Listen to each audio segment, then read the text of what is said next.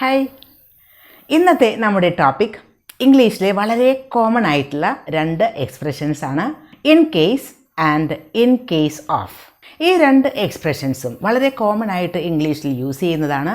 മാത്രമല്ല ഇത് വളരെ ഡിഫറൻ്റ് ആയിട്ടുള്ള രണ്ട് എക്സ്പ്രഷൻസ് ആണ്. ഇതിൻ്റെ ഉപയോഗത്തിലും അതുപോലെ തന്നെ ഇതിൻ്റെ സ്ട്രക്ചറിലും, അത് ഉപയോഗിക്കുന്ന സെൻറ്റൻസിൻ്റെ സ്ട്രക്ചറിലും ഡിഫറൻസ് ഉണ്ട്.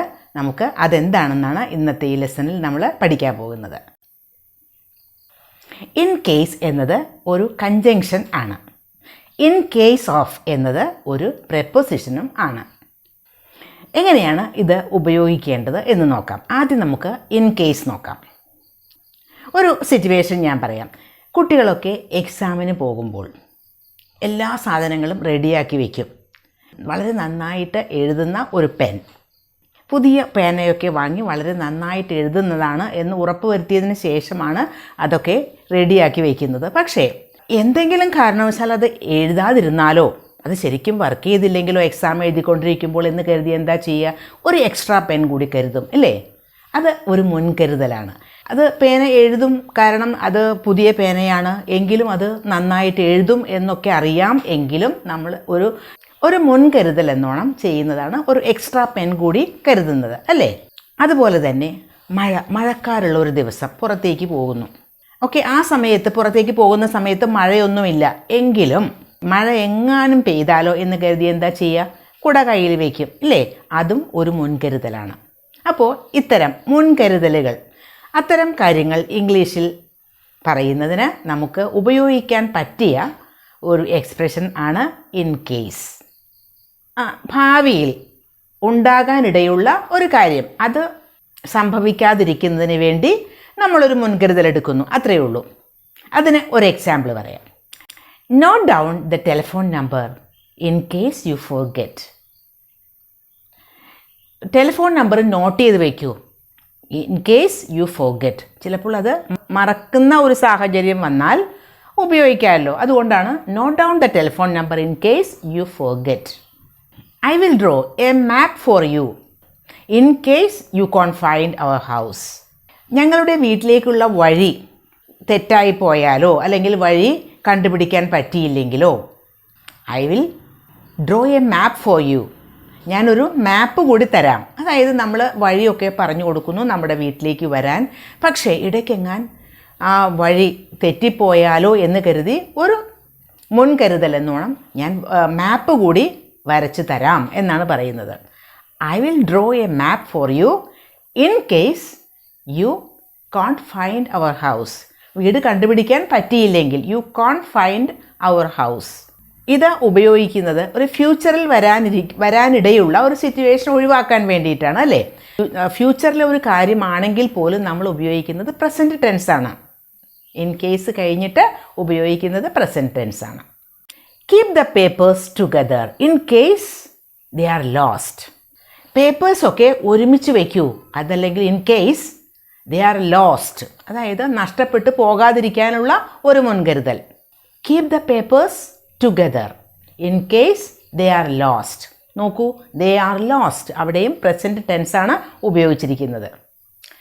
I always keep a bottle of water by my bedside in case I am thirsty in the middle of the night. രാത്രി ഉറങ്ങിക്കഴിഞ്ഞതിന് ശേഷം, രാത്രി in the middle of the night എന്ന് പറഞ്ഞാൽ രാത്രിയിൽ ഒരുപാട് ലേറ്റ് ആയതിനു ശേഷം ചിലപ്പോൾ എനിക്ക് in case I am thirsty എന്ന് പറഞ്ഞാൽ എനിക്ക് ദാഹം തോന്നുകയാണെങ്കിൽ കുടിക്കാൻ ഞാൻ എന്താ ചെയ്യുക? I will keep a bottle of water by my bed side. എൻ്റെ ബെഡിൻ്റെ സൈഡിൽ എപ്പോഴും ഒരു ബോട്ടിൽ വാട്ടർ വയ്ക്കും. In case I am thirsty in the middle of the night. അത് രാത്രി വെള്ളം കുടിക്കാൻ തോന്നിയാൽ കുടിക്കാൻ വേണ്ടി ഒരു മുൻകരുതൽ എന്നോണം എടുത്തു വയ്ക്കുന്നതാണ്, അല്ലേ? I always keep a bottle of water by my bed side in case I am thirsty in the middle of the night. We will buy some food in case John comes. John വരികയാണെങ്കിലോ എന്ന് കരുതി നമുക്ക് കുറച്ച് food, we will buy some food, ഞങ്ങൾ കുറച്ച് food വാങ്ങി വയ്ക്കും. എന്തിനാ? ഒരു മുൻകരുതലാണ്. ജോൺ വരികയാണെങ്കിൽ അവന് കൊടുക്കാൻ.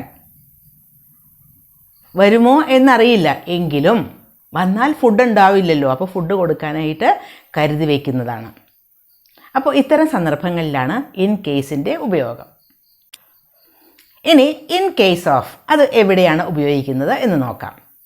In case of an emergency please leave the building. ഒരു എമർജൻസി വരികയാണെങ്കിൽ ബിൽഡിംഗ് വിട്ട് പോകുക എന്ന്. എമർജൻസി വരികയാണെങ്കിലാണ്, വരുന്നതിന് മുൻപ് എടുക്കുന്ന ഒരു പ്രീക്കോഷൻ അല്ലെങ്കിൽ ഒരു മുൻകരുതൽ അല്ല അത്. എമർജൻസി വരികയാണെങ്കിൽ ബിൽഡിങ്ങിന് പുറത്തേക്ക് പോവുക, അല്ലെങ്കിൽ ബിൽഡിംഗ് വിട്ട് പോവുക. In case of an emergency. അപ്പോൾ അതൊരു കണ്ടീഷനാണ്. എമർജൻസി വരുന്നതിന് മുൻപേ ബിൽഡിംഗ് വിട്ട് പോകേണ്ട കാര്യമില്ല. ഈ സെൻറ്റൻസ് തന്നെ നമുക്ക് ഇൻ കേസ് മിഡിലിൽ വയ്ക്കാം. Please leave the building in case of an emergency, അങ്ങനെയും പറയാം. വേറൊരു example. In case of fire you should call fire department. Fire ഉണ്ടാവുകയാണെങ്കിൽ ഫയർ ഡിപ്പാർട്ട്മെൻറ്റിനെ വിളിക്കണം. ഇവിടെയും ഫയർ ഉണ്ടാവുകയാണെങ്കിൽ എന്നാണ്, അല്ലാതെ ഫയർ ഉണ്ടാകുന്നതിന് ഒരു മുൻകരുതലായിട്ട് ഫയർ ഡിപ്പാർട്ട്മെൻറ്റിനെ വിളിക്കേണ്ട കാര്യമുണ്ടോ? ഇല്ല. അപ്പോൾ ഇതിവിടെ ഒരു കണ്ടീഷനാണ്. അതാണ് ഇൻ കേസ് ഉപയോഗിക്കുന്നത് മുൻകരുതലാണെങ്കിൽ ഇൻ കേസ് ഓഫ് ഉപയോഗിക്കുന്നത് ഒരു കണ്ടീഷനായിട്ടാണ്. അതായത് ഒരു കാര്യം നടക്കുകയാണെങ്കിൽ ചെയ്യാൻ മാത്രമാണ് ഇൻ കേസ് ഓഫ് ഉപയോഗിക്കുന്നത്. In case of fire, in case of an emergency ഒരു നൗണിന് മുമ്പാണ് അത് ഉപയോഗിക്കുന്നത്. കാരണം ഇൻ കേസ് ഓഫ് ഒരു പ്രപ്പോസിഷനാണ്. In case of shortage they will supply more water. Shortage ഉണ്ടാവുകയാണെങ്കിൽ they will supply more water, കൂടുതൽ വെള്ളം സപ്ലൈ ചെയ്യും. അപ്പോഴും അവിടെ കണ്ടീഷനാണ്. ഷോർട്ടേജ് ഉണ്ടാവുകയാണെങ്കിൽ മാത്രം ആണ് വെള്ളം കൂടുതൽ സപ്ലൈ ചെയ്യുന്നത്, അതല്ലെങ്കിൽ അതിന് മുൻപായിട്ടല്ല. അങ്ങനെ ഒരു കണ്ടീഷൻ ഉണ്ടാവുകയാണെങ്കിൽ. അപ്പോൾ ഇൻ കേസ് ഉപയോഗിക്കുന്നത് മുൻകരുതൽ എന്നോണം ആണ്. അതേസമയം ഇൻ കേസ് ഓഫ് ഉപയോഗിക്കുന്നത് ഒരു കണ്ടീഷൻ പോലെയാണ്. ഒരു കാര്യം നടക്കുകയാണെങ്കിൽ അങ്ങനെ ചെയ്യുക എന്നാണ്.